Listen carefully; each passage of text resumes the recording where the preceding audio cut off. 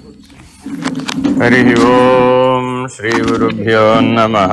हरि ओम ब्रह्मानंदं परमसुखदं केवलं ज्ञानमूर्तिं द्वन्द्वातीतं गगनसदृशं तत्त्वमस्यादिलक्ष्यम् एकं नित्यं विमलमचलम् सर्वधी साक्षिभूतं भावातीतं त्रिगुणरहितं सद्गुरुं तं नमामि। नमो ब्रह्मादिभ्यो ब्रह्मविद्या सांप्रदायकर्तृभ्यो वंश ऋषिभ्यो महाभ्यो नमो गुरुभ्यः। सर्वोपप्लवरहित प्रज्ञानघन प्रत्यगर्धो ब्रह्मैवाहमस्मि। अहं पदार्थरहितः सदाशिवसमारम्भां व्यासशङ्करमध्यमाम् अस्मदाचार्यपर्यन्तां वन्दे गुरुपरम्पराम्। हरिः ओम् श्रीगुरुभ्यो नमः। हरिः ओम्। ॐ निर्भयानन्दाय विद्महे अचलपरिपूर्णाय धीमहि तन्नो परात्परः प्रचोदयात्। ॐ साईश्वराय विद्महे सत्यदेवाय धीमहि तन्नः सर्वः प्रचोदयात्। ॐ तत्पुरुषाय विद्महे महादेवाय धीमहि तन्नो रुद्रः प्रचोदयात्। हरिः ओम्।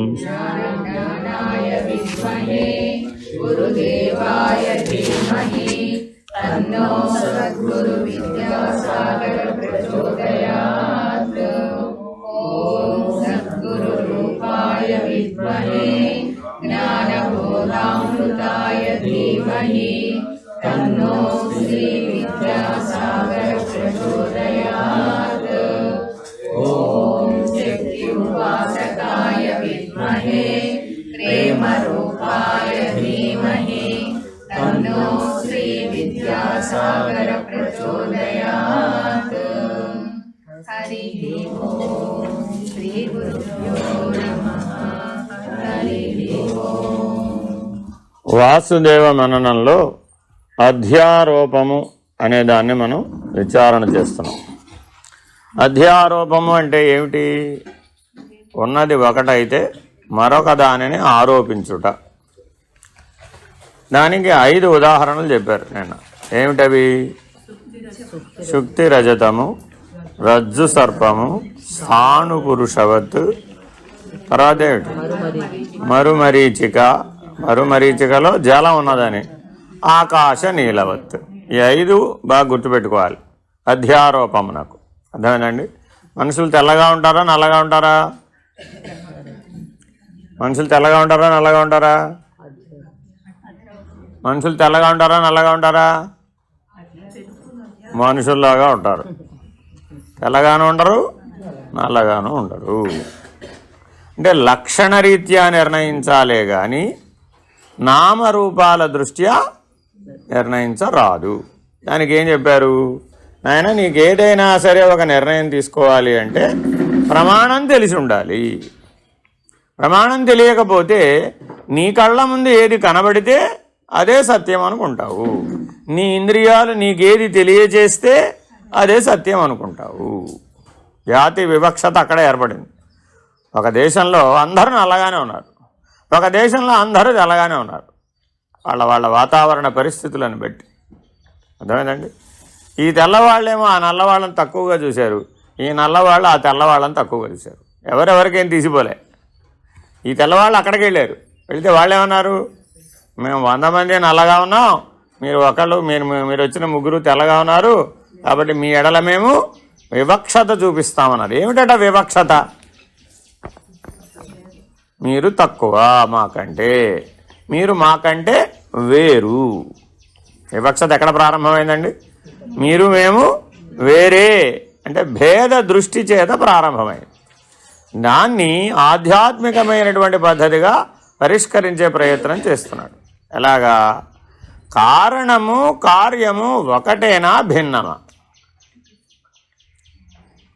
కారణము కార్యము రెండూ కలిపి ఒకటేనా వేరువేరా అన్న ప్రశ్న దగ్గర ఎత్తుకున్నాడు అధ్యారోపాన్ని. ఇప్పుడు ఈ సృష్టి అంతా ఒక కార్యం అనుకోండి. ఈ సృష్టికి కారణం ఎవరు? ఈశ్వరుడు అనవలసిందే కదా. కానీ ఈశ్వరుడు ఏమన్నాడు? నేను కారణం కాదు అన్నాడు. నేను సర్వకారణమే కానీ నేను ఉపాదాన కారణం కాదు, నేను నిమిత్త కారణం కాదు అన్నాడు. నేను అది కూడా విచారించాను. అంటే అర్థం ఏమిటి? కుండ చేయాలనుకోండి, ఏముండాలి? మట్టి ఉండాలి, మూల పదార్థం ఉండాలి. అలాగే ఆ పదార్థాన్ని వినియోగించి కుండను తయారు చేసే జ్ఞానమున్న కులాలుడు ఉండాలి. అలాగే ఒక వస్త్రాన్ని తయారు చేయాలి అంటే పత్తి అనే ముడి పదార్థం ఉండాలి, దాన్ని తంతువులుగా పేనేటటువంటి నేతగాడు ఉండాలి. అప్పుడే ఆ పటం తయారైంది. ఆ ఘటం తయారవ్వాలంటే కులాలుడు ఉండాలి, ఈ పటం తయారవ్వాలంటే ఆ నేతగాడు ఉండాలి. ఉండాలా వద్దా? అలాగే సృష్టి అంతా రచించబడింది ఎవరి ద్వారా? సృష్టికర్త ద్వారా. కాబట్టి సృష్టికర్త లేడని చెప్పడం కుదరదు అని నిరీశ్వరవాదాన్ని ఖండించాడు. ఖండించి ఏం చెప్పాడు? ఇప్పుడు ఈశ్వరుడు సర్వవ్యాపి కదా, అంతటా ఈశ్వరుడే ఉన్నాడు కదా, సృష్టి అన్నంతటా కూడా ఈశ్వరుడే వ్యాపించి ఉన్నాడు కదా, అప్పుడు మాయాకార్యమని ఎలా నిర్ణయిస్తావు ఈ సృష్టిని? ఇప్పుడు ఒక వాదం తెచ్చాం. ఏమని? బ్రహ్మ సత్యం జగన్మిథ్యా. ఇది ఎందుకు చెప్పాం? నీకు బ్రహ్మసత్యం అని నిరూపించడానికి. అర్థమైందండి? బ్రహ్మసత్యం అని నిరూపించేటప్పుడు ఈ జగత్ అనేటటువంటిది నీకు అడ్డం రాకుండా ఉండాలి. ఉదాహరణ చెప్తాం మీకు. పిల్లవాడు ఆడుకోవాలా చదువుకోవాలా? ఆడుకోవాలా చదువుకోవాలా? ఆడుకోవాలా చదువుకోవాలా? ఆడుకోవాలా చదువుకోవాలా? ఆడుకోవాలా చదువుకోవాలా? చూడండి, పిల్లల్ని పెంచారు కానీ ప్రశ్న అడిగితే చెప్పలేదు. ఆడుకోవాలా చదువుకోవాలా? పిల్లలు ఆడుకోవాలా చదువుకోవాలా? ఆడుకోవాలా చదువుకోవాలా?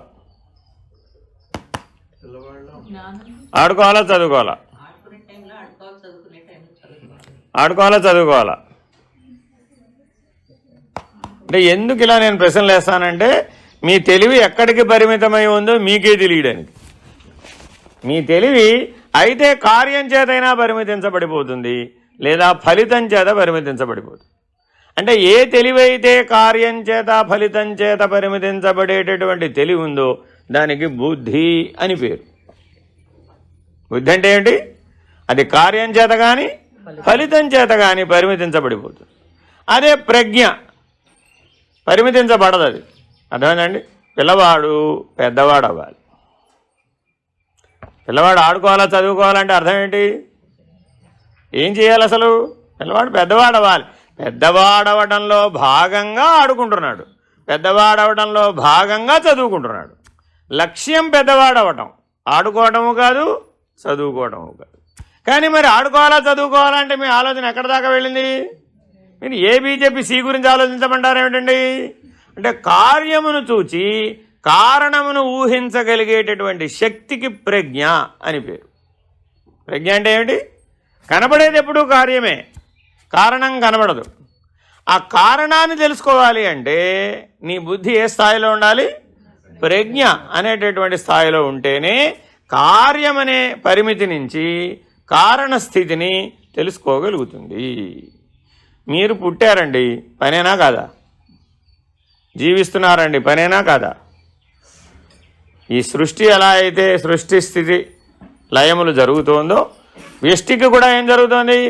అదే సృష్టి స్థితి లయములు జరుగుతున్నాయి. పనేనా కాదా? కార్యమేనా కాదా? మరి ఇప్పుడు ఇది మాయా కార్యమనాలా, ఈశ్వర కార్యమనాలా? మాయా కార్యమనాలా, ఈశ్వర కార్యం అనాల.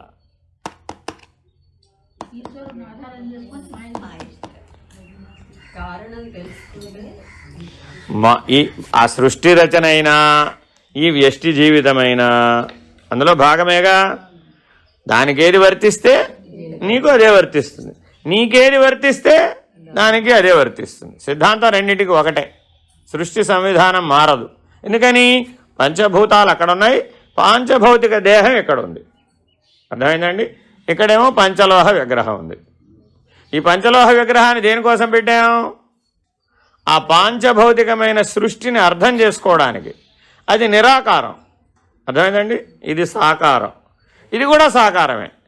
ఈ సాకారం అనేటటువంటి ప్రపంచాన్ని ఆధారంగా చేసుకొని నిరాకారంగా ఉన్న ఈశ్వరుణ్ణి అర్థం చేసుకోవడానికి ఇవన్నీ ఏర్పాటు చేసుకున్నాం.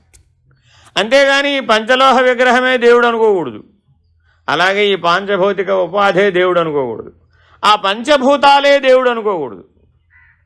ఈ మూడు కూడా సాకారమే. అక్కడ పంచభూతాలు సాకారమే, ఈ పాంచభౌతిక ఉపాధి సాకారమే, ఈ పంచలోహ విగ్రహము సాకారమే. ఈ విగ్రహం తనంతట తానే తయారైందా? అవలా ఒకడు చేశాడు. ఓ శిల్పి చేస్తేనేగా అయింది, లేకపోతే అవుతుందా? అవదు కదా. అలాగే ఘటము పటము కూడా ఎవరో ఒకరు చేస్తేనే కదా అయినాయి. అర్థమైందండి? ఇదేమో ఘటం, పంచభూతాలేమో పటం. అర్థమైందండి? ఇదేమో ఘటం, అదేమో పటం, ఇదేమో మఠం. ఆలయాలు ఆశ్రమాలు ఏమిటి? మఠం. ఘటము పటము మఠము. సాకారమా నిరాకారమా? అంతా సాకారమే. ఆధారం ఎవరు? ఈశ్వరుడు. ఆ ఈశ్వరుడు ఏ స్థితిలో ఉన్నాడు? నిరాకారం. ఇప్పుడు ఈ సాకారమంతా మాయా కార్యం అనాలా, ఈశ్వర కార్యం అనాలా? ఈశ్వర కార్యం అంటే అప్పుడు కారణం ఎవరు? ఎందుకని? కారణము కార్యము కంటే భిన్నము కదా. కారణము కార్యము కంటే భిన్నం కదా. ఎక్కడి నుంచి చూసాం? కులాలుడి దగ్గరికి వెళ్ళాం, అంటే కుమ్మరి దగ్గరికి వెళ్ళాం. నువ్వు మట్టేనా అని అడిగాం. ఏమన్నాడు ఆయన? నేను మట్టి ఎందుకు అవుతానండి, నాకు పని చేయడానికి అది ఉపయోగపడుతుందే తప్ప నేను మట్టి కాదన్నాడు. కాబట్టి అదే నేతగాడి దగ్గరికి వెళ్ళాం.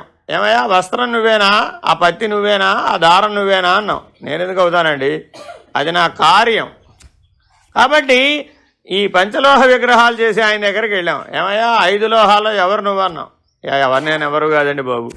అదేమిటయ్యా, నీ బంగారం విలువైందే కాదు, నువ్వే. నేను అది కాదండి బాబు, నేను పని చేసుకోవడానికి ఉపయోగపడద్దు అంతే. కాబట్టి కింద నుంచి విచారణ చేసినప్పుడు ఏమనిపిస్తోంది? కారణము కార్యము కంటే భిన్నము. సాపేక్ష దృష్టితో చూసినప్పుడు ఏమైంది? కారణము కార్యము కంటే భిన్నము.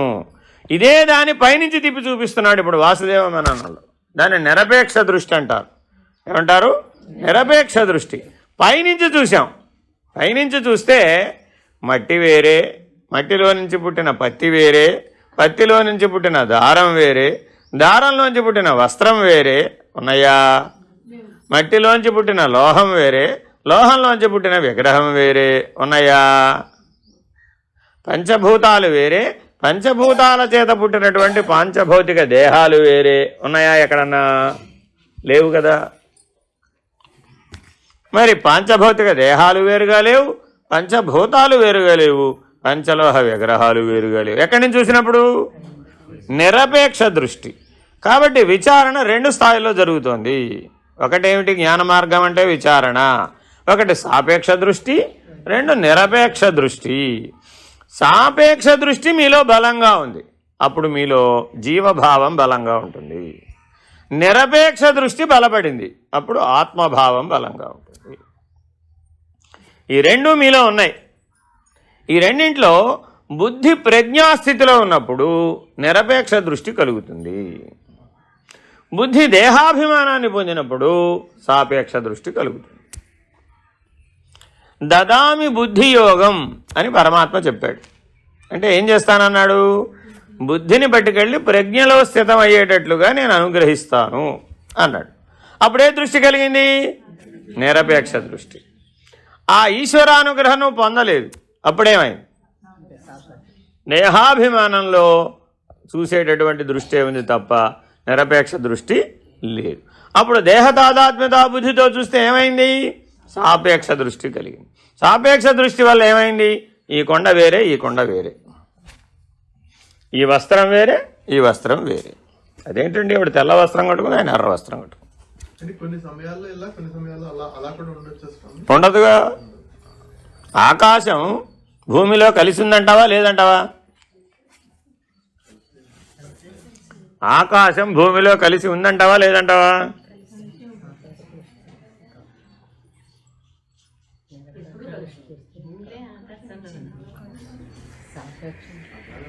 ప్రశ్న అర్థం చేసుకోవాలి. ఆకాశం భూమిలో కలిసి ఉందా లేదా?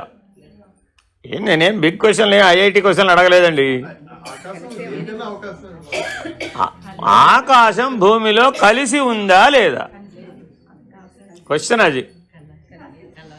ఆకాశం భూమిలో కలిసి ఉందా లేదా? ఎప్పటికీ కలవదు. ఆకాశం ఎప్పటికీ కలవదు. ఎందుకని ఆకాశం అక్కడే ఉందిగా. ఇవన్నీ అందులో తిరగాల్సిందే. ఆకాశం భూమిని అంటుకుని ఉందా? లేదు. అంటుకోనే లేనిది ఎట్లా కలిసిపోతుంది? సంగత్వం ఉంటే తప్ప అందులో నువ్వు కలిసిపోయే అవకాశం లేదు. సంగత్వం లేదుగా. ఆకాశం అసంగి కదా.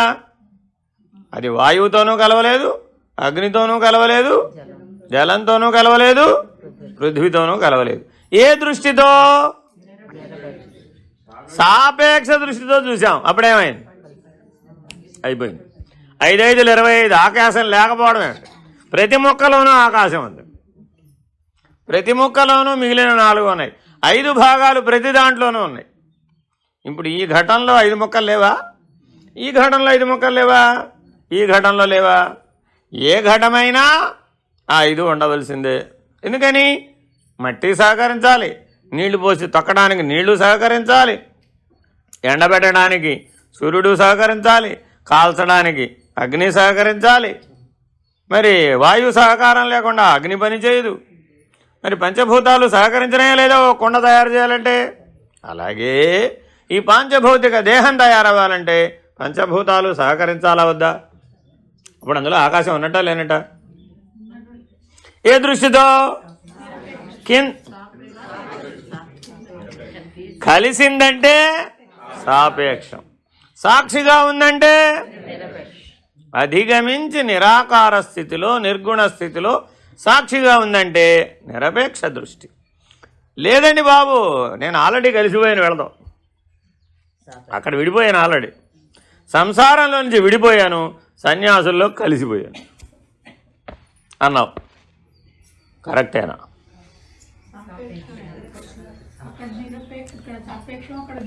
ఎలా కలిసిపోతే నిరపేక్షం ఎట్ట అవుతుంది? ఆ పార్టీలోంచి ఈ పార్టీలో చేరాడండి అంటే ఏముంది అందులో? ఆ ఆశ్రమంలోంచి ఈ ఆశ్రమంలో చేరాడు. గృహస్థాశ్రమంలో మీ ఇంటినే ఆశ్రమంగా మార్చుకోవయ్యా బాబు అని నీకు అవకాశం ఇచ్చాం. 50 ఏళ్ళు ఇచ్చాం. ఏం చేసావు? 50 ఏళ్ళు ఆశ్రమంగా మార్చుకునే శక్తి లేదు ఇప్పుడు అక్కడ. కాబట్టి ఇప్పుడు ఏం చేసావు? ఆల్రెడీ తయారైన ఆశ్రమంలోకి వెళ్ళి నేను చేరిపోతే ఈ తయారు చేసే గొడవలోంచి నేను బయటపడిపోతాను అని ఆ గృహస్థాశ్రమం నుంచి బయటపడిపోయి సన్యాసాశ్రమంలో చేరిపోయావు. ఇంకా ఇక్కడ ఆశ్రమం రెడీగా ఉంది, నువ్వు తయారు చేయక్కర్లా. అక్కడ ఏం చేయాలి? అన్నీ నువ్వు తయారు చేసుకోవాలి. అన్నీ నువ్వు తయారు చేసుకోవడం సులభమా? ఆల్రెడీ తయారై ఉందంటూ చేరిపోవడం సులభమా? కార్యస్థితి నుంచా కారణస్థితి నుంచా? ఇప్పుడు కార్యస్థితి అంటే సాపేక్ష దృష్టి కదా. కారణస్థితి నుంచి చూసాం. ఒరే బాబు, అక్కడున్నది నేనే, ఇక్కడున్నది నేనే, మారిందేమిటి? అయితే ఘటం, లేకపోతే పటం. పటం అంటే వస్త్రం, లేకపోతే మఠం. మూడేగా మారినాయి. మారేది కార్యం అవుతుందా కారణం అవుతుందా? మారేది సాపేక్షం అవుతుందా నిరపేక్షం అవుతుందా? కాబట్టి పైనుంచి చూడగలిగేటటువంటి జ్ఞానం ఉన్నటువంటి వాడికి మాత్రమే నిరపేక్షం నిర్ణయం అవుతుంది, లేకపోతే అవదు. ఒకసారి నిరపేక్ష నిర్ణయం అయితే తూచి మళ్ళా నేను సాపేక్షంలోకి వస్తానన్నా, అప్పుడేం చేయాలి? మధ్యలో వేలాడుతూ త్రిశంకు స్వర్గంలో ఉంటాం. నా ఘర్కా నా ఘాట్కా అని హిందీలో సామెత ఉంది. అంటే అర్థం ఏంటి? వెట్టికి చెడిన రేవడు అనమాట. అంటే వీడు ఇంట్లో ఉంటాడా? అక్కడ ఉండ బుద్ధి కాదు. పోనీ సన్యాసిగా గంగానది ఒడ్డున కూర్చుంటాడా? అక్కడ కూర్చో బుద్ధి కాదు. అక్కడ కూర్చుంటే ఎక్కడికి వెళ్ళాలనిపిస్తుంది, ఇక్కడ కూర్చుంటే అక్కడికి వెళ్ళాలనిపిస్తుంది. వాడిని ఏమన్నారు ఇప్పుడు? నా ఘర్కా నా ఘాట్కా. అర్థమైందండి? అలా ఉండకూడదన్నమాట. అయితే మనం సాపేక్ష దృష్టితో పూర్తిగా పరిణామం చెందే వరకు కర్మ భక్తి యోగ మార్గాలను ఆచరించి పరిణతిని సాధించి పరిపక్వత పొంది సాపేక్ష దృష్టి నుంచి నిరపేక్ష దృష్టికి ఎదగాలి. అలా నిరపేక్ష దృష్టికి ఎప్పుడైతే ఎదిగావో ఆ చూపుతో అన్నింటినీ చూడడం వచ్చిందో దాన్ని కారణ దృష్టి అన్నారు. ఏమన్నారు దాన్ని? దీన్ని ఏమన్నారు? కార్యదృష్టి. ఇంతకీ మీ అమ్మాయి పుట్టింటికి వచ్చింది, చలివిడి పెట్టాలా వద్దా? మీ అమ్మాయి పుట్టింటికి వచ్చింది, చలివిడి పెట్టాలా అక్కర్లేదా? పెట్టాలా అక్కర్లేదా? పెట్టాలా అక్కర్లేదా? పెట్టాలా అక్కర్లేదా? పెట్టాలా అక్కర్లేదా? అమ్మయ్యా, ఆ మాట కోసం ఇన్నిసార్లు 36% లేచాం. కార్యం అంటే ప్రమాణం ఉండాలి. ఏ కార్యమైనా సరే ఏమిటి ప్రమాణం? మీ అమ్మాయి పుత్రవతి అయ్యే వరకే పెట్టాలి. పుత్రవతి అయినాక ఆ నియమం వర్తించదు. ఫినిష్డ్. ఇప్పుడు మనం ఎప్పటిదాకా పెడతాం? అదే ఉద్యోగం. ఆవిడకి 70, ఈవిడికి 50. అమ్మో మా అమ్మాయి వచ్చింది, చలివిడి పెట్టలేదండి బాబు. 70, 50కి పెట్టేదేమిటి చలివిడి? ఎందుకని? అంటే ఏ నిమిత్తం పెట్టారు? ఆ లక్ష్యం పోయింది. ఎందుకని? ప్రశ్నించడం పోయింది. చేయడమే జీవితం అంతా గుడ్డిగా. ఆ గుడ్డిగా ప్రశ్నించకుండా విచారణ లేకుండా చేయడాన్ని కర్మ మార్గం అన్నారు. ఇతన్ని ప్రశ్నించడు, ఏ శాస్త్రము విచారించడు, ఏ గురువుని అర్థించడు, చేస్తూ పోతూ ఉంటాడు అంతే. ముందింటికి సొన్నం వేయాలి. పెళ్లి చేయాలంటే ఏం చేయాలి? ముందింటికి సొన్నం వేయాలి. ఎందుకని? ఆ పని తర్వాత చేయడం కుదరదు. అంతేనా కాదా? మీ పిల్లల్ని పిలిచి, బాబు ముందింటికి సొన్నం వేయాలరా నాయన, ఆ పెళ్లి పని అంటే సొన్నం వేయడంతో ప్రారంభించాలరా బాబు, ముందింటికి సొన్నం వేయించరా అన్నారు. వాడు ఏం చేశాడు? ఎందుకని? నువ్వు అదేగా చెప్పావు. ప్రమాణమేనా కాదా? కావాలంటే ఆడియో రికార్డ్ చూపిస్తా నీకు, నువ్వేం చెప్పావు. డాక్యుమెంటరీ ప్రూఫ్ కూడా ఉంది అక్కడ. ముందింటికి సొన్నం వేయమన్నావు, నువ్వు వేయించా అంటే అర్థం ఏంటి? విచారణ చేయలేదు. అంటే కర్మ చేసేటప్పుడు ముందు విచారణ చేయాలా, పశ్చాత్ విచారణ చేయాలా? పూర్వ విచారణ. పశ్చాత్ విచారణ లాభంలా. పశ్చాత్ విచారణ వల్ల ఎప్పటికీ కర్మ మార్గంలో నుంచి బయటపడడు, ఇంకట కొట్టుకుపోవాల్సింది. ఎవరికైతే ముందు విచారణ వచ్చిందో వాళ్ళు కర్మ మార్గంలో నుంచి భక్తి మార్గంలోకి మారుతారు. ఎవరి కోసం చేయాలి, ఎందుకోసం చేయాలి, ఏ భావంతో చేయాలి, ఏ దృష్టితో చేయాలి, ఇలాంటి ప్రశ్నలు వస్తే ఎవరినైనా అడిగితే అప్పుడు ప్రమాణం తెలుస్తుంది. ప్రమాణం ఇద్దరి దగ్గరే లభిస్తుంది. ఒకటి శాస్త్రం, రెండు గురువు. శాస్త్రం సార్వజనీనమైన ప్రమాణాన్ని చెప్తుంది. శాస్త్రం ఏం చెప్తుందండి? సార్వజనీనమైన ప్రమాణాన్ని చెప్తుంది. గురువుగారు సార్వజనీనమైన ప్రమాణము చెప్తాడు, సాధన ప్రమాణాన్ని కూడా చెప్తాడు. ఇది గురువు గారి దగ్గర సౌలభ్యం. అంటే అర్థం ఏంటి? నువ్వెలా చెయ్యాలో చెప్తాడు. సాధన ప్రమాణం అంటే ఏంటి? నువ్వెలా చెయ్యాలి, అది శాస్త్రాన్ని అడిగు, అక్కడ ఉండదు. శాస్త్రంలో అందరికీ పనికొచ్చేటట్టుగా సార్వజనీన ప్రమాణాలే ఉంటాయి. అదే ఓ గురువుగారి దగ్గరికి వెళ్ళావు, అప్పుడు ఆయన ఏం చెప్పాడు?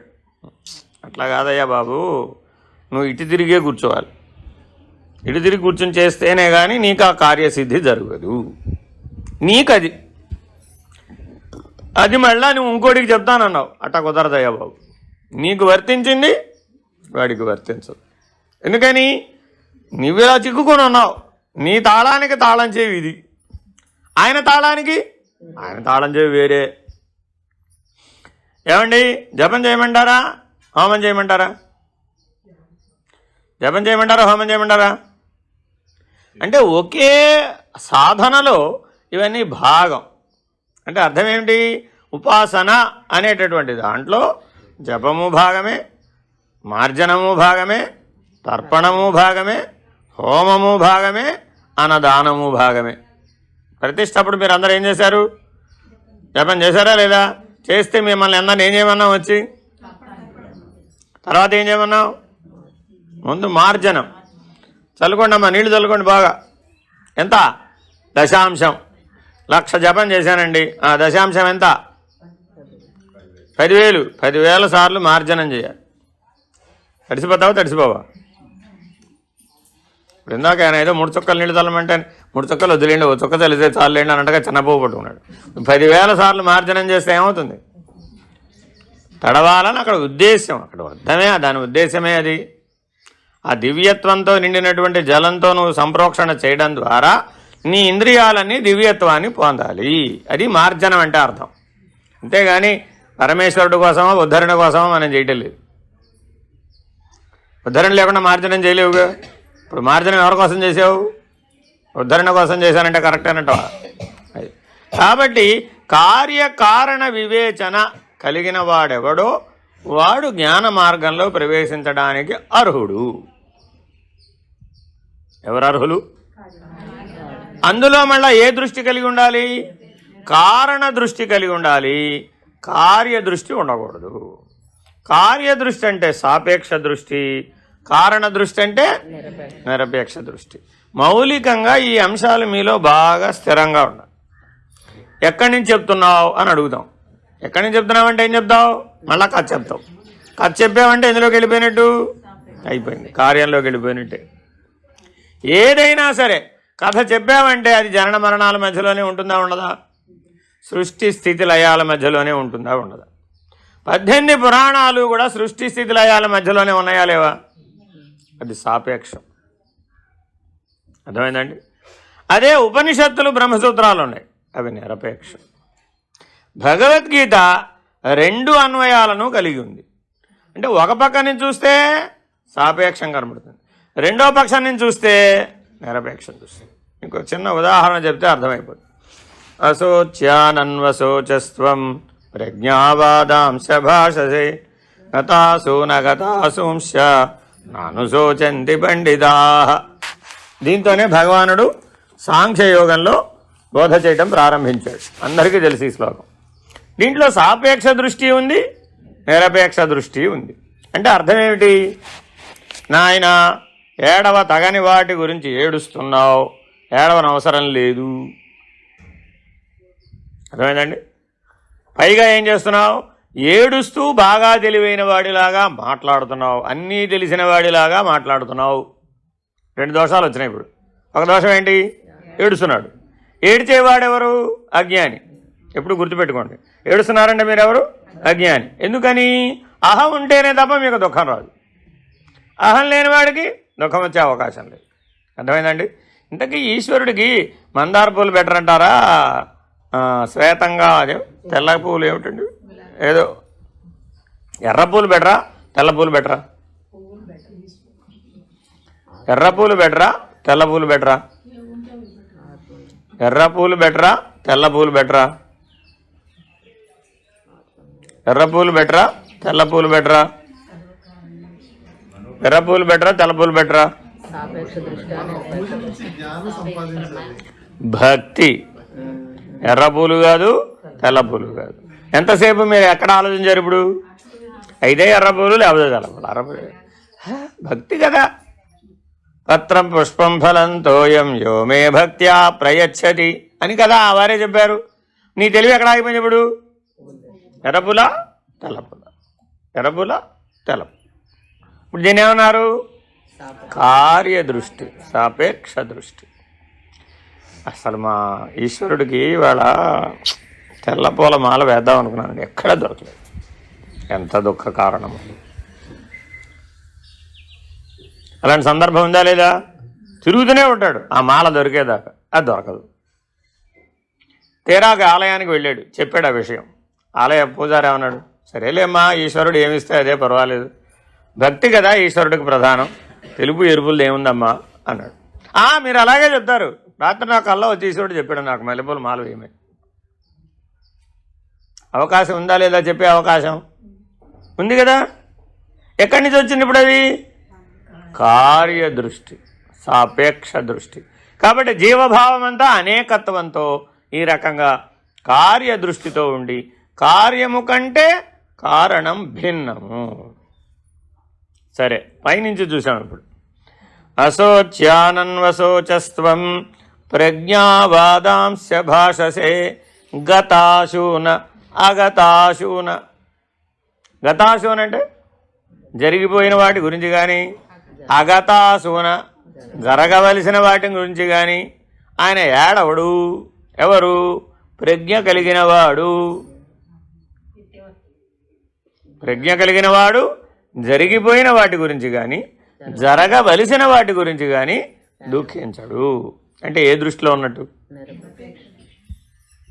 అంతేనా కదా? తిరుమల పైన వెంకటేశ్వరుడు వర్షాలు ఆపాలా వద్దా? మునిగిపోతూ ఉంటాయి. విజయవాడ మునిగిపోతూ ఉంటే దుర్గమ్మ ఏం చేస్తుందండి? నాకు అర్థం కాదు. మీ దుర్గమ్మ ఏం చేస్తుంది? మేము దుర్గమ్మ ఇంకా సాక్షిగా చూస్తూ ఉండేదానికి మనం రోజు బోనాలు ఎత్తడం ఎందుకు? మన ఏదో కాపాడుతుందనేగా అన్నాం. ఏ దృష్టి? చూడండి, ఎప్పుడూ కూడా కార్యదృష్టి, సాపేక్ష దృష్టి, ఫలిత దృష్టి. మహాభక్తులందరూ బయలుదేరారు, బస్సు లోయలో పడింది. ఏం చేస్తున్నాడు మీ దేవుడు? కాపాడగలదు. ఏ దృష్టి? ఆయన ఏమన్నాడు? అజ్ఞానం, జీవభావం, అజ్ఞానం, అహంకారం, పరిమితం. కాబట్టి ఎప్పటికైనా నువ్వు నా స్థాయికి ఎదిగితే తప్ప నువ్వు నన్ను అర్థం చేసుకోలేవు. తండ్రిని పిల్లవాడు ఇలాగే ప్రశ్నిస్తాడు, నన్ను ఎందుకన్నా? ఎవడు కనమన్నాడు నేను? ఎప్పుడు? వాడు అడిగింది ఇవ్వనప్పుడు. ఇచ్చినంతసేపు ఏం అడగడండి. వాడు అడిగింది ఇవ్వలేదు మనం, అప్పుడు ఏమన్నాడు? మా పక్క వాళ్ళందరూ ఐఫోన్ తెచ్చుకున్నారు, BMW కార్ తెచ్చుకున్నాడు, నువ్వేమో నాకు అర్థం కాదు, ఈ డబ్బా ఫోన్ తీసుకెళ్ళమంటావు. ఏ దృష్టి? మా కోడలు ఎంత అందంగా ఉంటుందో తెలుసా? ఏ దృష్టి? అన్నీ మీరు జననం నుంచి మరణం దాకా తీసుకోండి, సమస్తము కూడా అయితే ఘటము, లేకపోతే పటము, లేకపోతే మఠం, ఈ వీటిటి చుట్టే తిరుగుతూ ఉంటుంది. ఇలా తిరిగినంతకాలం నీకు ముక్తి లేదు. ఎందుకని? దీంట్లో వే అవుట్ ఏది? అసలు పరిష్కారం ఏది? సమస్య తప్ప అందులో పరిష్కారం లేదు. పరిష్కారం దేంతో ఉంది? నిరపేక్ష దృష్టి అనేటటువంటి తాళం చెవితో ఉంది. అది మాస్టర్కి. ఆ నిరపేక్ష దృష్టిని వాడితే ఈ సాపేక్ష దృష్టిలో ఉన్నటువంటి అన్ని తాళాలు తెరుచుకుంటాయి. కాబట్టి నిరపేక్ష దృష్టికి ఏమని పేరు? మాస్టర్కి. దాంతో ఏ సమస్యనైనా పరిష్కరించవచ్చు, ఏ బంధం నుంచైనా విడుదల కావచ్చు. ఏదైనా నీకు దుఃఖ కారణం ఉంటే దాని మీద నిరపేక్ష దృష్టిని ప్రయోగించు, అంతే. ఆ దుఃఖం పోతుంది, ఆ బంధం పోతుంది. నిరపేక్ష దృష్టితో చూస్తే పరిష్కారం అయిపోతుంది, అంతే. ఉదాహరణ చెప్తా.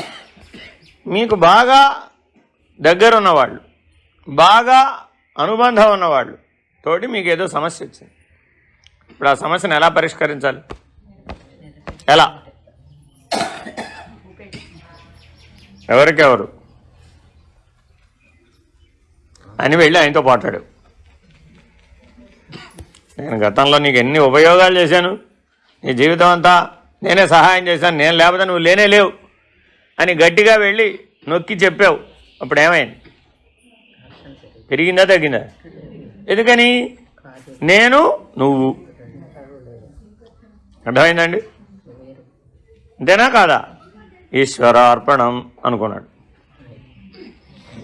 ఏదన్నా జరగని ఏమనుకున్నాడు? అంతా పరమేశ్వరుడికి అర్పించేశాను, నాకు సంబంధం లేదు. నాకు సంబంధం లేదన్నప్పుడు ఏ దృష్టి? అప్పుడు ఇంకా ఘర్షణ ఉందా?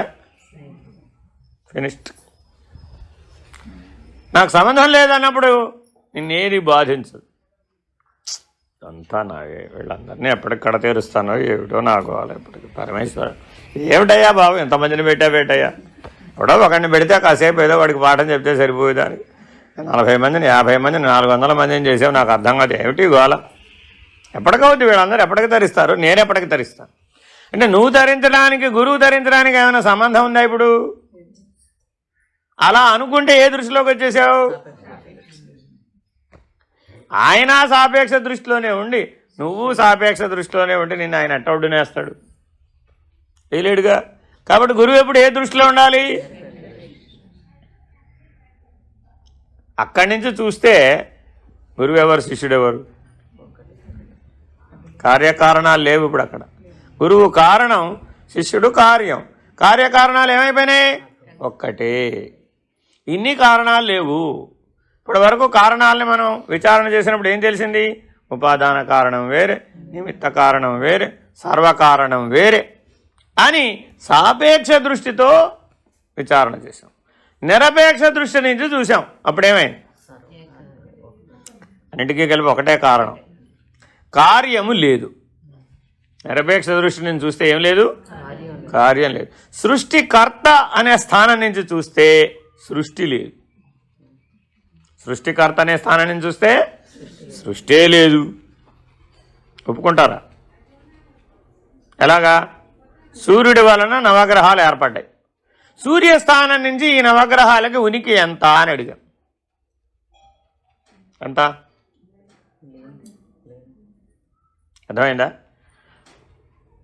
సూర్యస్థానం నుంచి చూసి ఇంత పెద్ద బాణలింగానికి గంట సేపు మీరంతా అర్చన చేశారు కదా, మీకు ఎంత పుణ్యం వేయాలి? ఎంత పుణ్యం వేయాలి? నువ్వే లేవు. మళ్ళీ నువ్వు చేసిన అర్చనకో ఫలితం, ఆ ఫలితానికో పుణ్యం, ఆ పుణ్యం అనుభవించడానికి మళ్ళీ ఇంకో జన్మ. మరి ఇప్పుడు నిరపేక్ష దృష్టితో చూస్తే ఎందుకని? నిరపేక్ష దృష్టి ఊర్ణనాభి వంటిది. ఊర్ణనాభి అంటే సాలిడ్. దాని గూడంతా ఎక్కడి నుంచి చల్లుతుంది? మళ్ళీ ఆ లయం ఎందులో చేసుకుంటుంది?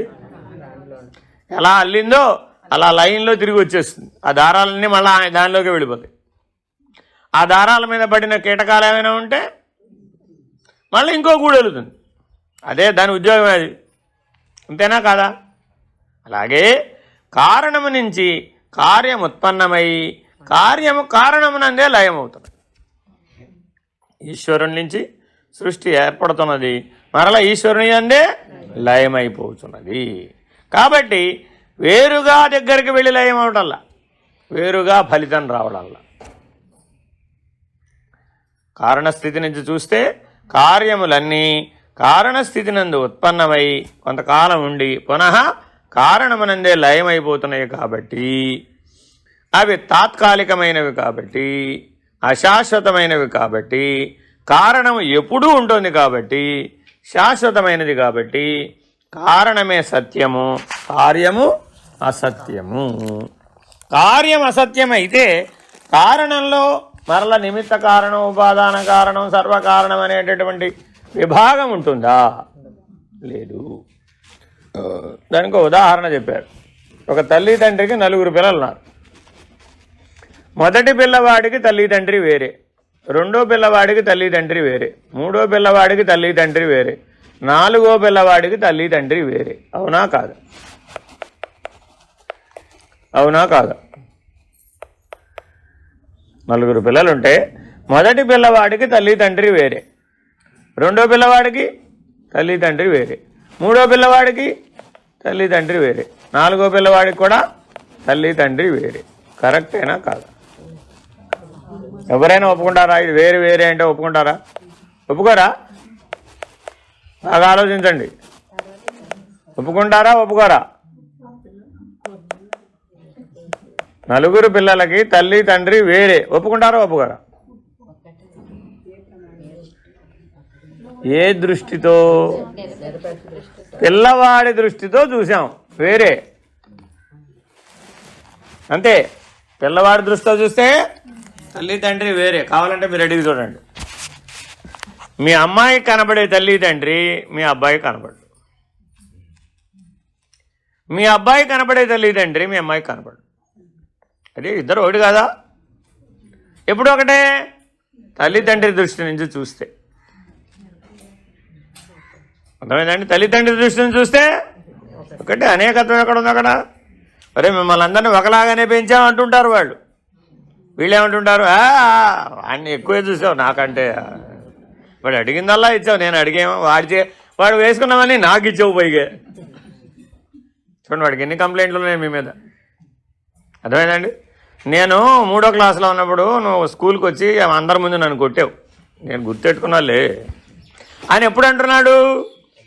30 ఏళ్ళు వచ్చిన తర్వాత. ఇప్పుడు ఏమిటి ప్రయోజనం? అప్పుడు ఎందుకు కొట్టింది ఆవిడ? వాడు ఏదో చేసాడు కొట్టిందండి, అంతేనా కాదా? It's spot action reaction. కానీ పిల్లవాడి మనసులో ముద్ర పడిందా పడలేదా? పడింది. ఎప్పుడు చెప్తున్నాడు ఆ విషయం? I felt very bad. 30 ఏళ్ళు వచ్చిన తర్వాత 3వ క్లాసులో ఐ ఫెల్ట్ వెరీ బ్యాడ్. ఇప్పుడు దాన్ని ఏం చేద్దాం? గతాసూన అగతాసూ. దాన్ని ఎట మారుస్తావు? వెరీ సారీ నాన్న, నేను 3వ క్లాసులో కొట్టినందుకు అని 30 ఏళ్ళు అప్పుడు సారీ చెప్పింది అనుకో.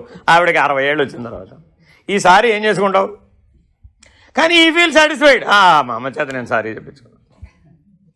చూడండి, మానవ జీవితం అంతా సాపేక్షమే, అంతా కార్యమే, ఎక్కడ కారణ దృష్టే లేదు. ఎప్పుడైతే కారణ దృష్టి కలిగిందో లోకమునందు చేతనునే నిమిత్త కారణముగా కన్నారు. అచేతనమైన మాయ నిమిత్త కారణము కానేరదు. మాయ అచేతనం, గుర్తుపెట్టుకోవాలండి. మాయ అచేతనం అంటే తనంతట తాను ఏమీ చేయలేదు. ఈ స్థూల శరీరం ఏమైనా చేస్తుందా నీ ప్రమేయం లేకుండా? చేయలేదుగా. కాబట్టి ఈ స్థూల శరీరం ఎవరి చేత నిర్మించబడింది? అచేతనము నుంచి అచేతనమే ఉత్పన్నమైంది, చేతనము నుంచి చేతనమే ఉత్పన్నమైంది. అంతేనా కాదా? ఆలోచించండి. ఫ్యాన్లోంచి కరెంటు తయారు చేయొచ్చా? కుదరదా? ఫ్యాన్లోంచి కరెంట్ ఎలా తయారు చేస్తాం?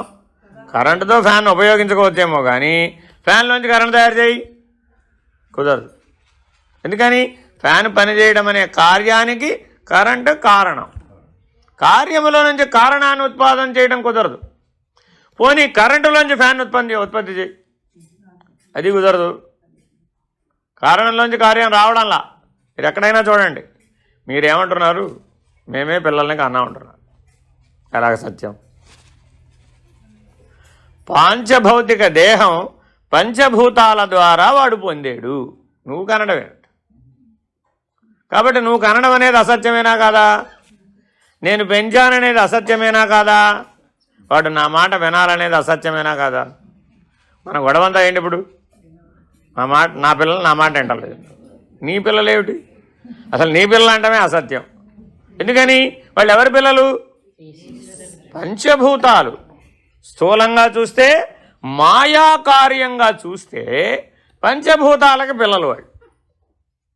ప్రశ్న అడుగుతున్నాడు, అచేతనమైన మాయ, జడభూతాత్మకమైన పంచభూతాలు మరొక శరీరాన్ని ఎలా ఉత్పత్తి చేస్తాయి? చైతన్య సహాయం లేకుండా వీలు కాదుగా. కాబట్టి ఆ పంచభూతాలు ఈ పాంచభౌతిక దేహాన్ని సృష్టించినాయి, అసత్యం. మాయా కార్యమని చెప్పడం అసత్యం. కాబట్టి ఏమని చెప్పాలి? కనుక అద్వైత హాని వచ్చును. ఈ దోషములు ఉండటం వలన కేవలమైన మాయ ఉపాదాన కారణము కానేరదు, నిమిత్త కారణమును కానేరదు. సరే, ఉపాదానం ఎలాగూ ఉపాధిని ఇవ్వలేదు. పంచభూతాలు ఈశ్వర సహాయం లేకుండా తమంతట తాముగా పాంచభౌతిక ఉపాధిని ఇవ్వలేదు. అర్థమైందండి? పోనీ నిమిత్త కారణం అందామా? నిమిత్త కారణం అంటే అర్థం ఏంటి? కుమ్మరివాడు కొండ తయారు చేయాలంటే చక్రం కావాలి. కుమ్మరివాడికి ఏం కావాలి? చక్రం లేకపోతే కొండ తయారు చేయలేడు. పత్తి ఉంది, దారం ఉంది, వస్త్రం కావాలంటే మగ్గం కావాలి. మగ్గం సహాయం లేకపోతే నేతగాడు తయారు చేయలేడు. అర్థమైందండి? అలాగే అగ్ని సహాయం లేకుండా, పంచభూతాల యొక్క సహాయం లేకుండా పంచలోహ విగ్రహం తయారు చేయలేడు. అవునా కదా? మరి ఇప్పుడు నిమిత్త కారణం ఉండాలా వద్దా? ప్రతి చోట ఉంది. ఆ నిమిత్త కారణం మాయేనా? తనంతట తాను కదలలేనిది, మరొకరు కదిలిస్తేనే కదిలించగలిగేది నిమిత్త కారణం ఎలా అవుతుంది? ఇప్పుడు ఆ చక్రం ఉంది, ఆ చక్రాన్ని కుమ్మరివాడు తిప్పితే చక్రం నిమిత్త కారణమైంది తప్ప కుమ్మరివాడు తిప్పకపోతే చక్రం అక్కడే ఉంది, మట్టి కూడా అక్కడే ఉంది, కొండ రాలేదుగా. పత్తి దారం అక్కడే ఉన్నాయి, నేతగాడు కూడా అక్కడే ఉన్నాడు, మగ్గం నడవలేదండి, అప్పుడు వస్త్రం రాలేదు. కాబట్టి వీటన్నింటి సమిష్టిగా అది వ్యక్తమవుతుంది తప్ప దేనికి దానికి విడివిడిగా అవి ఫలితాన్ని ఇవ్వజాలవు. కాబట్టి అది నిమిత్త కారణం కాదు, ఉపాదాన కారణము కాదు, నిమిత్త కారణము కాదు. కాబట్టి రెండు ఎవరు? ఈశ్వరుడే. ఈ రెండు కారణములు ఒకనికెట్లు చెప్పవచ్చునని నా లోకమునందు ఊర్ణనాభి సాలెపురుగు శరీర ప్రధానమై ఉపాదాన కారణం బాయను, బుద్ధి ప్రధానమై నిమిత్త కారణమాయను. ఊర్ణనాభి ఆ సాలీడుకి ఆ పైన ఎక్కడో గూడు కట్టాలని ఎవరు చెప్పారండి? నేల మీద కట్టొచ్చుగా. సాలెపురుగు ఎప్పుడైనా నేల మీద కడుతుందా? ఎందుకని? ఎవరు చెప్పారు దానికి? దాని బుద్ధి. ఎవరు చెప్పారు దానికి? దాని బుద్ధి. ఆ జీవికి సహజంగా దానికున్న వివేకం, దానికున్న బుద్ధి, దానికున్న ప్రజ్ఞ, దానికున్న చైతన్యం ఏ పేరైనా పెట్టుకోవయ్యా బాబు, ఉందా లేదా? ఇప్పుడు దానికి ఉంది. అలాగే ఆ బుద్ధి నిమిత్త కారణం. ఇప్పుడు అక్కడ ఎవరు నిమిత్త కారణం? బుద్ధి. ఉపాదాన కారణం ఎవరు? సాలెపురుగు. సరే, అలాగే ఈశ్వరుడిలో ఈ సృష్టిని ఎలా నిర్వహించాలి, సృష్టి సంవిధానాన్ని ఎలా ఉంచాలి అనే సర్వజ్ఞత్వం ఉందా లేదా? ఉందా లేదా? అది లేకపోతే ఆయన ఈశ్వరుడు కాదు. సర్వజ్ఞత్వం లేకపోతే ఆయన ఈశ్వరుడు కాదు. కాబట్టి ఆ సర్వజ్ఞత్వమే నిమిత్త కారణం. ఇక్కడ బుద్ధి అంటున్నాం, ఇది కించిత్ అజ్ఞత్వం, అజ్ఞానం. కాబట్టి అక్కడ ప్రజ్ఞ, సర్వజ్ఞత్వం. ఆ ప్రజ్ఞ సర్వజ్ఞత్వం. ఆ సర్వజ్ఞత్వం ఈశ్వరుడికి ఉండడం వలన ఆయన సృష్టి సంవిధానం నిర్వహిస్తున్నాడు. కాబట్టి ఆయనే ఉపాదాన కారణం, ఆయనే నిమిత్త కారణం కూడా. అటులనే ఈశ్వరుడును సత్వగుణ ప్రధానమైన మాయతో కూడి నిమిత్త కారణం ఆయను, తమోగుణ ప్రధానమైన మాయతో కూడి ఉపాదాన కారణమునయ్యను. ఈ ఉభయ కారణమైన ఈశ్వరుడు ఒకని వలననే జగదుత్పత్తి అయినదనే విధంబు చెప్పెదము. మాయ అంటే మూడు గుణాలు. దైవీ హేష గుణమయీ మమ మాయా దురత్యయ అన్నారా లేదా? కాబట్టి మాయ మూడు విధాలుగా ఉంది. సాత్వికమైన మాయ, తామసికమైన మాయ, జీవులుగా వచ్చేసేటప్పటికి రాజసికమైన మాయ. అర్థమైందండి? పదార్థగతమైనటువంటి సృష్టి అంతా చేయాలి అంటే ఈశ్వరుడు తామసికమైన మాయతో చేరి పదార్థ సృష్టి, ఉపాధులను అన్నింటినీ సృష్టించాడు. నీ శరీరాన్ని తమోగుణంతోనే సృష్టించాడు. ఎవరు? ఈశ్వరుడు. నువ్వేమనుకుంటున్నావు? అన్నావు. నీ ఉపాధే నువ్వు సృష్టి చేసుకోలేదు. ఎవరు చేశారు? దేనితో? తామసికమైన మాయతో సృష్టించాడు. తామసికమైన మాయతో సృష్టించి అందులో సాత్వికమైన మాయతో ఆయనే ప్రవేశించాడు బుద్ధి రూపంలో. ఆయనే సాత్వికమైన మాయతో ఈ తామసికమైన మాయతో కూడినటువంటి ఉపాధిలో ప్రవేశించాడు. అదేమైంది? బుద్ధి అయింది. ఇప్పుడు తల్లి గర్భంలో ఉన్నటువంటి పిల్లవాడికి జుట్టు గిరజాల జుట్టు ఉండాలంటారా, మామూలు జుట్టు ఉండాలంటారా? ఏ జుట్టు ఉండాలండి? తల్లి గర్భంలో ఉన్న శిశువుకి గిరజాల జుట్టు ఉండాలంటావా, మామూలు జుట్టు ఉండాలంటావా?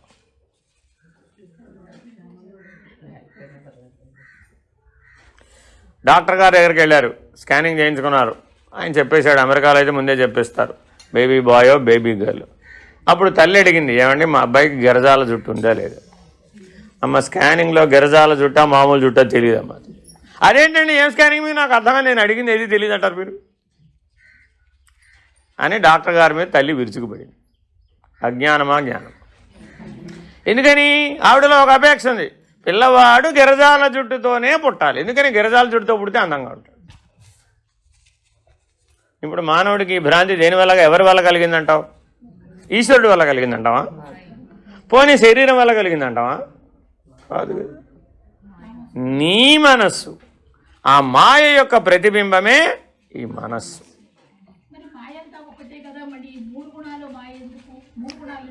నీకు అర్థం కావడం కోసం చెప్తున్నావు అంతే. వస్త్రం ఒకటేనమ్మా, దానికి ఒక రంగు వేసాం, అప్పుడు ఏమైంది? ఆవిడ పసుపు రంగు వేసింది, అందుకని అలా కనబడుతుంది. ఈయన ఎర్ర రంగు వేసాడు, అందుకని అలా కనబడుతుంది.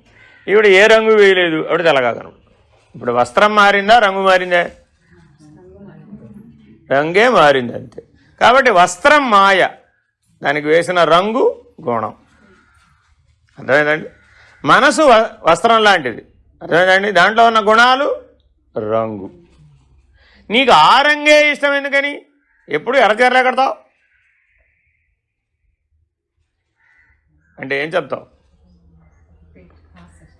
ఏం చెప్తావు? ఎంత ఈశ్వర ప్రసాదం అండి బాబు అంటావేమిటి? అనటానికి వీలు కాదుగా. అంటే అజ్ఞానాన్ని ఈశ్వర ప్రసాదంగా చెప్పే అవకాశం ఉందా? మూడు గుణాలతో కలిసిపోవడం అనే అహంకారాన్ని, అజ్ఞానాన్ని ఈశ్వర ప్రసాదం అని చెప్పడానికి అవకాశం ఉందా? అవిద్య ఈశ్వర ప్రసాదం అని చెప్పడానికి వీలుందా? సర్వజ్ఞుడు నీకు జ్ఞానాన్నే పంచుతాడు కానీ అజ్ఞానాన్ని పంచడం లేదు. అందుకని సత్వగుణానికి సంబంధించిన మాయని తామసికమైన మాయలో ప్రవేశపెట్టాడు. ఆ సాత్విక సంబంధమైన మాయ బుద్ధి, ఈ తామసిక సంబంధమైన మాయేమో శరీరం. మధ్యలో అది కాస్త ఇది కాస్త, ఆ చిత్తు ఈ జడము రెండు కలిపి రజోగుణం, అది మనస్సు. అర్థమైందండి? అక్కడ దాకా వస్తాం, మళ్ళీ అక్కడ దాకా వచ్చినప్పుడు చెబుతుంది కానీ స్టేషన్ వేరే దగ్గర ఉన్నాం, ఇప్పుడు మళ్ళీ తిరిగి వస్తాం. ఈశ్వరుడు సత్వగుణ ప్రధానమైన మాయతోడంగూడి తమోగుణ ప్రధానమైన మాయను వీక్షించను. తమోగుణ ప్రధానమైన మాయతోడంగూడిన చైతన్యము వలన త్రిగుణాత్మకమైన ఆకాశం పుట్టాను. అంటే ముందు సృష్టి సంవిధానం చెప్తున్నాడు. పంచభూతాలు ఎలా ఏర్పడ్డాయి అంటే, పంచభూత తత్వాలు తన్మాత్రలుగా ఉన్నప్పుడు ఆ తన్మాత్రలలో నుంచి ఈ పంచభూతాలు ఉత్పన్నం కావాలి అంటే తామసికమనే గుణంతో వీటిని మొట్టమొదట ఉత్పన్నం చేసి దాంట్లో ఆయన ఏం చేశాడు? దైవీ స్థితిలో ప్రవేశించాడు. దైవీ స్థితి అంతా ఏమిటి? సాత్విక మాయ. జీవస్థితి అంతా ఏమిటి? రాజసిక మాయ. పంచభూతాలంతా ఏమిటి? తామసిక మాయ. మూడింటిలోనూ ఉన్నటువంటి చైతన్యం ఏమిటి? ఈశ్వరుడు. రాజసికమైన దాంట్లోనూ ఉన్నది చైతన్యమే, తామసికమైన దాంట్లోనూ ఉన్నది చైతన్యమే, సాత్వికమైన దాంట్లోనూ ఉన్నది చైతన్యమే. ఆ మారని చైతన్యం ఈశ్వరుడు. అర్థమవుతుందండి? ఈ మూడు మారేవి, తామసికం, రాజసికం, సాత్వికం. అది సృష్టి సంవిధానంలో కూడా అంతే ఉంది, మనకు కూడా అంతే ఉంది. ఇప్పుడు మనం కూడా మనలో ఉన్న చైతన్య స్థితిని గట్టిగా పట్టుకోగలిగాం, చైతన్య స్థితిలో ఉండగలిగాం, సాక్షిగా ఉండగలిగాం, అతీత దృష్టితో ఉండగలిగాం. సాపేక్ష దృష్టి నుంచి నిరపేక్ష దృష్టిలోకి మారాం. అప్పుడు నువ్వు చైతన్యమా, చేతనమా, జడమా? చిజ్జడమా? నేనెవరు అంటే 4 ఆన్సర్లు ఇచ్చాం. ఏ చైతన్యం, బి జడం, సి చేతనం, డి చిజ్జడం. నీ స్థితిని బట్టి నీ నిర్ణయం ఎక్కడుంది, నీ జ్ఞానం ఎక్కడుంది, నీ వ్యవహారం ఏ జ్ఞానంతో చేస్తున్నావు, ఈ ఉపాధిని ఏ జ్ఞానంతో వినియోగిస్తున్నావు. ఈ 4టితోనూ వినియోగించవచ్చు ఆ ఉపాధిని. ఎందుకని? అలా ఉపయోగపడేట్టుగానే తయారు చేయబడింది. అర్థమైందండి? మీ అబ్బాయిని చూడగానే ఎలా పలకరించాలి? మీ అబ్బాయిని చూడగానే ఎలా పలకరించాలి? అని ఎవరో నేనెవరో. సన్యాసి పద్ధతి. సన్యాసి పద్ధతి ఏమిటి? ఆయన ఏం పలకరించడు, ఆ అబ్బాయే వాడిని పలకరించాల్సిందే, అంతే. ఏమండి, కనీసం 3 నెలలకో 6 నెలలకో ఒకసారి అబ్బాయి ఉన్నాడు కదా మీకు సన్యాసం పుచ్చుకోకముందు. సన్యాసం పుచ్చుకున్న తర్వాత మాత్రం అబ్బాయి ఎక్కడికి పోయాడు, ఎప్పుడో ఒకప్పుడు మీరు పలకరించాలి కదా. పలకరిస్తే అప్పుడు ఏమవుతాడు? తిరిగిపోయింది, రివర్స్ అయిపోయింది, పలకరించడు, అంతే. అది సన్యాసి పద్ధతి. మరి మీరు అలా ఉండగలరా? రోజు ఈశ్వరుడి దగ్గరకు వచ్చి అభిషేకం చేస్తున్నారు కదా, ఈశ్వరుడు మిమ్మల్ని ఒక్కసారైనా పలకరించాలి వద్దా? ఈశ్వరుడు సంసార సన్యాస? సంసార సన్యాస ఎలాగా? హే రామ కృష్ణ నారాయణ నారాయణ నారాయణ. ఏ దృష్టి? As simple as it. పైగా ఒక భార్య కూడా కాదండి బాబు, ప్రతి వాళ్ళకి ఇద్దరిద్దరిని పెట్టేశాం మనం. ఎందుకని? ఒకళ్ళు పెడితే మనకు నచ్చదు, మనకి నచ్చదు కాబట్టి ఆయనకి పెట్టాల్సిందే. చూడండి ఎంత అజ్ఞానం ఎంత ఘనిష్టం అయిపోతుందయ్యా అంటే, మనం ఈశ్వరుని ఆధారం చేసుకుని నిరపేక్ష దృష్టికి ఎదగవలసింది పోయి, సృష్టి సంవిధానాన్ని అర్థం చేసుకుని చైతన్య స్థితిలో ఉండవలసింది పోయి, మరింత జడ స్థితికి, అజ్ఞాన స్థితికి, అవిద్యాస్థితికి చేరిపోతూ ఏమంటాం? పైగా ఇలా ఉండటం కూడా ఈశ్వరానుగ్రహం. అది అన్యాయం పాడుగా. అదేనండి ఈశ్వరానుగ్రహం. నాకు అర్థం కాదు ఏం అందులో ఏమన్నా అజ్ఞానాన్ని ఈశ్వరానుగ్రహం అని ఎలా అంటాం? దోషం కదా అది. ఈశ్వర సృష్టిలో లేని ఏదీ లభించదు కదండి. సార్వజనీన ప్రమాణం. ప్రమాణాలు ఎన్ని రకాలు? చాలా రకాలు ఉంటాయండి. షట్ప్రమాణాలు. సార్వజనీన ప్రమాణాన్ని పట్టుకున్నాడు. అంతా ఈశ్వర సృష్టిలోనే అయితే ఆ ఈశ్వరుడే నాకు ఆ తలపుని కలిగించవచ్చు కదండి, ఆయనే నాకు ఐడియా వచ్చేటట్టు చేయొచ్చు కదండి. ఎందుకు చేయాలయ్యా? ఎందుకు చేయాలి? ఆయన సర్వకారణమా, నిమిత్త కారణమా, ఉపాదాన కారణమా? ఆయన సర్వజ్ఞుడా, కించిజ్ఞుడా, నిరాకారుడా, సాకారుడా, నిర్గుణుడా, సగుణుడా? ఎలాగా? సగుణమంతా మాయాకార్యం. సగుణమంతా మాయాకార్యం. నిర్గుణుడు ఆయన. నిర్గుణంలో కార్యం లేదు. నిర్గుణంలో కార్యం లేదు. కార్యం లేని కారణం ఉన్నదా? కార్యం లేని కారణం ఉందా? కార్యం లేని కారణం ఉందా లేదా? కార్యం లేని కారణం ఉందా లేదా? కారణమే కార్యమైందా?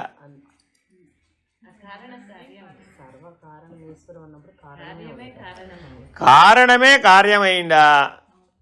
కార్యం లేని కారణం ఉందా లేదా?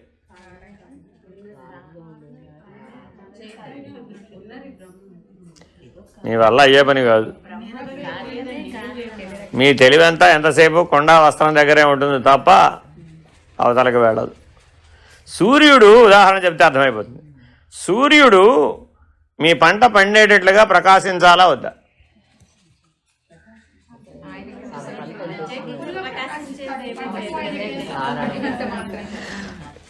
మీ పంట పండడం సూర్యుడికి కార్యమేనా కాదా? ఇప్పుడు కార్యం లేని కారణం ఉందా లేదా? ఇప్పుడు ఆ కారణం లేకపోతే అసలు ఈ కార్యం జరగదు. కానీ ఈ కార్యానికి ఆ కారణానికి సంబంధం లేదు. అసలు లేదుగా, సంబంధం లేదు. ఆయన పని ఆయన ప్రకాశించడం, ఆయన పని అంతే. నువ్వు పంట పండిస్తావో, ఎండిస్తావో, మానేస్తావో, భూమి మీద ఏం జరిగినా నాకేం సంబంధం లేదు. అవునా కాదా?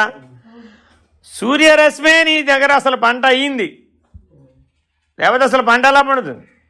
కారణమే కార్యమైంది. ఏ దృష్టితో? ఏ దృష్టితో?